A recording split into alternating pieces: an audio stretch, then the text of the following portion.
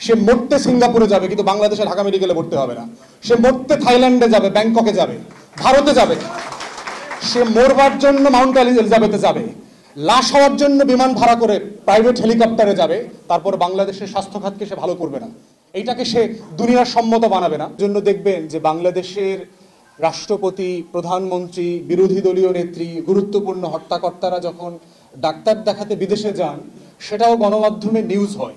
এখানে আমাদের গণমাধ্যমে ভাইরা আছেন, সিঙ্গাপুরে চিকিৎসা করতে গেলেন অমুক তমুক বাপের বাচ্চা, মায়ের বাচ্চা, অমুকের বাচ্চা, অমুক দলের অমুক সমুক, দেখবেন এগুলো লেখা আসে গণমাধ্যম। লজ্জা লাগে না বাংলাদেশের রাষ্ট্রের যারা রাজনীতি করে, যে এই দেশের নাগরিক হয়ে আর এক দেশে ট্রিটমেন্ট নিতে যায়, সেটা আবার গণমাধ্যমে জানায়া যায়।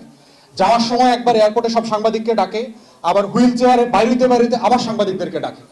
এইরকম একটা নির্লজ্জ রাষ্ট্র ব্যবস্থা সে 53 বছরে আমাদেরকে দিয়েছে, এবং কোন রাজনৈতিক দলের নেতারা লজ্জিত না এই কারণে। এই রাষ্ট্রের রাজনীতিবিদদের যদি ন্যূনতম মর্যাদাবোধ, সম্মান থাকতো, তাহলে তারা এই দেশে মরতো, গ্রামে মরতো, রাস্তায় মরতো, প্লেনে হেলিকপ্টার করে আরেক দেশে মরতো না।